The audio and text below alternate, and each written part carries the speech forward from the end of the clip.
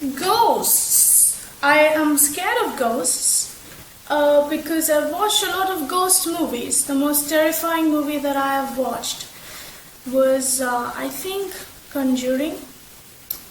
So ever since, when I was small, about 6 years old, ever since then I had this fascination for ghosts. I had this fascination for ghosts right from my childhood, which my mom always told. That whenever I was eating, I used to ask my mom, so what are ghosts? What do they do? I was fangirling about ghosts. But then as time passed, right from the age of 6, I was obsessed with them. I used to read ghost stories and detective stories. Detective stories because they were, they used to talk about some mysterious things going on, and ghosts were also mysterious. So I get it now. And I used to watch ghost movies. I used to download, this is crazy, this is something really crazy. I used to download the background musics, all those creepy background music of any ghost movie, and I used to listen to them when I was going to sleep. And I used to feel so scared, but I loved the adrenaline rush in me. It was great.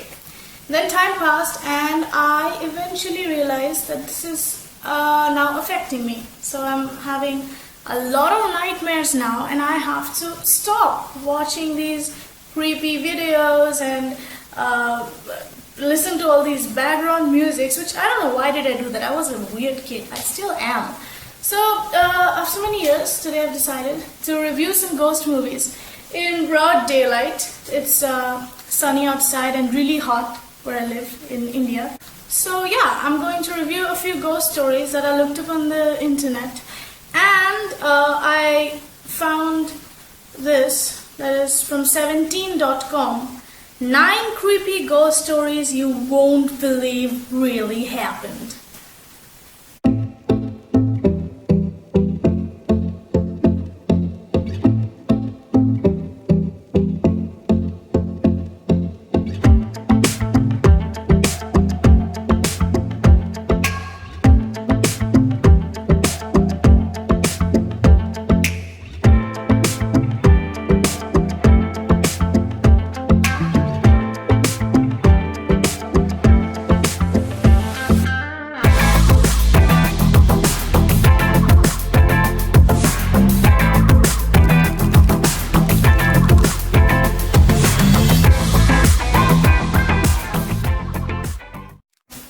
Okay, let's see if I believe it or not. Before that, I looked up on the net of what is a ghost. Ghost meaning, I typed that. And this is what that came up. I'm going to give the screenshot of it. So, an apparition of a dead person which is believed to appear or become manifest to the living, typically as a nebulous image.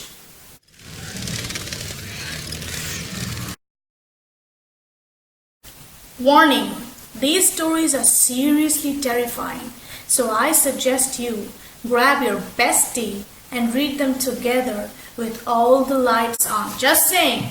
Well, I already did that. I'm not reading it at night, I'm reading it on broad daylight. And as I said, it's really hot, so there's no way I'm gonna get scared because I'll be bothered with the temperature.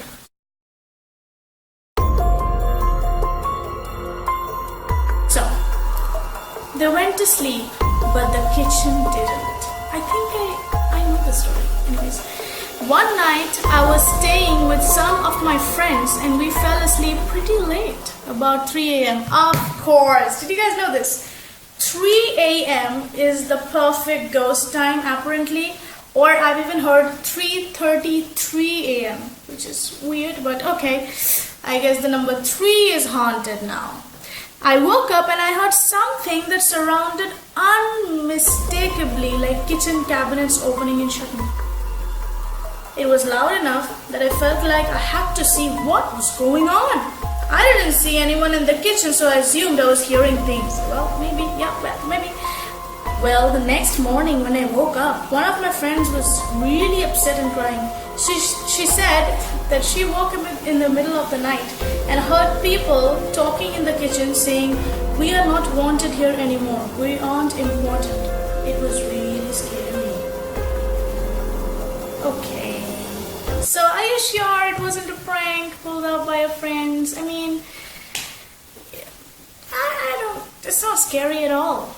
If that's a ghost story, then I can, write a ghost story right now. I mean, make some shit up.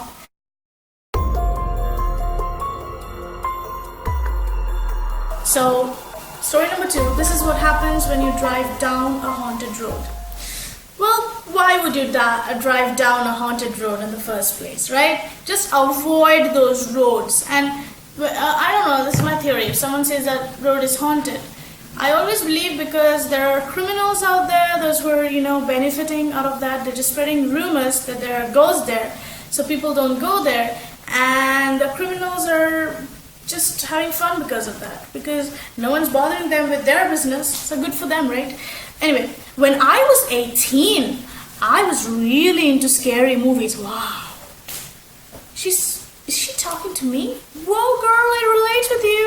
I don't know if it's girl or boy. Anyways, I just had an urge to see or experience something scary. Yes, girl.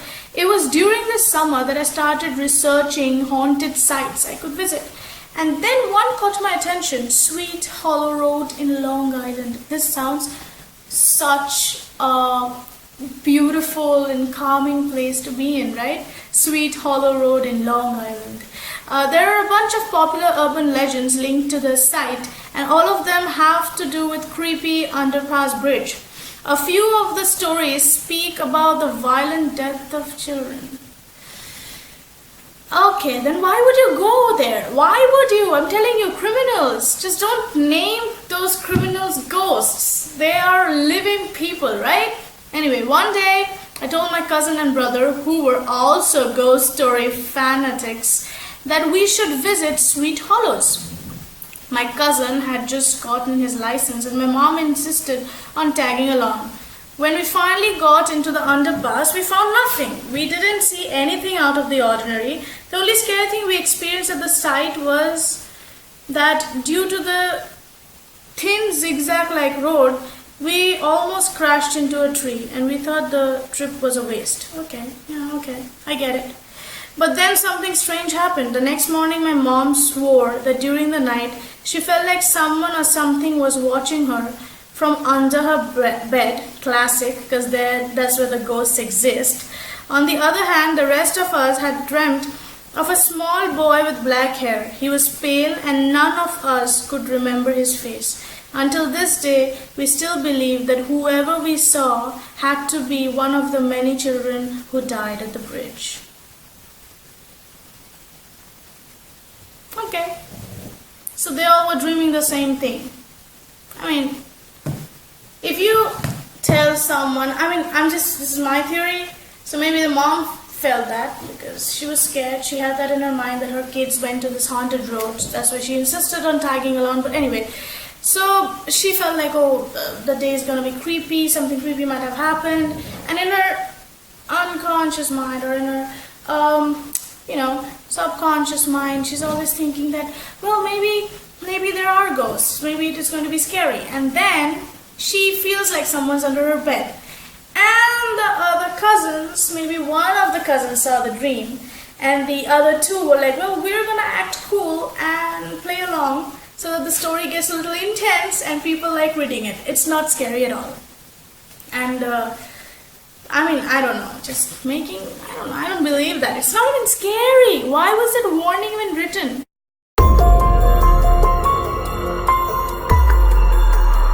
The ghost from his dreams was real after all. Ghost from his dreams. Oh, so these are some. Oh, so the person is posting something on Twitter. Should I take pictures, screenshots of this so that I can just give it to you all? He started appearing in dreams, but I think he crossed over into the real world now.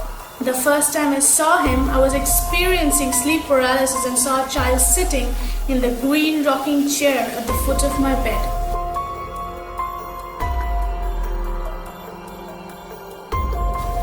This person who is typing is Adam Ellis. Anyway. Now Adam Ellis is now again in August 7th, he's typing again that same day. He had a huge misshapen head that was dented on the side, and I did my best to draw it.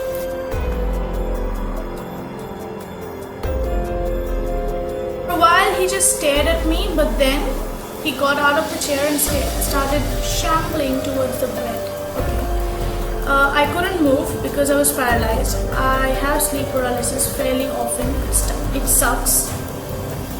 Right before he reached my bed, I woke up screaming. And I had another dream a few nights later where I was in a library and a girl came up to me and said, "You've seen Dear David, haven't you?" She continued, "He's dead. He only appears at midnight and you can ask him 2 questions if you said Dear David first."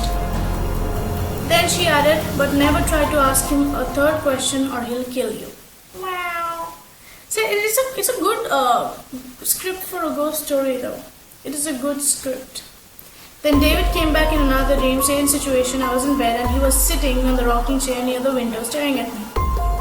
In the dream I say, "Dear David, how did you die?" He mumbles, "An accident in a store." Now you just wasted a question. If I would be there, I'd be like, "Oh, hey dear David, do you think I'm gonna get into, some movies, become a big superstar?" And then if the answer is no, I'm like, "Well then, you know what? I'll prove you wrong." What rubbish. What a remote kid. Or maybe if he said yes, I'm like, "David, now we're friends. I'm not even gonna ask you the second question anymore." Something like that. So I said, "Dear David, what happened in the store?" He groans, "A shelf was pushed on my head." I'm frozen with fear. I ask, "Who pushed the shelf?"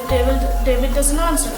I realize that I asked a 3rd question, which I'm not supposed to at the point. I wake up absolutely terrified. For the past 4 nights, my cats gather at the front at the exact midnight and stare at it, almost like someone is on the other side.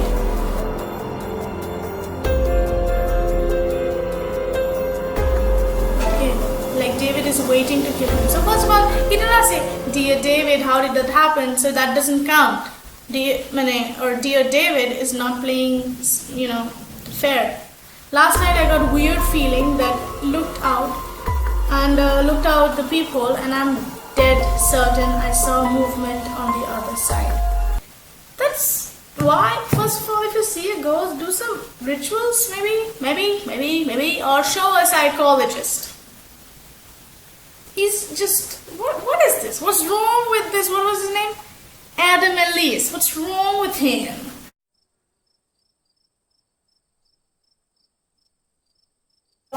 Yeah, that's it for today. Thank you for watching this video. If you guys like this video, like, share, subscribe. And if you guys did not, thanks for the view. Bye bye. See you next time.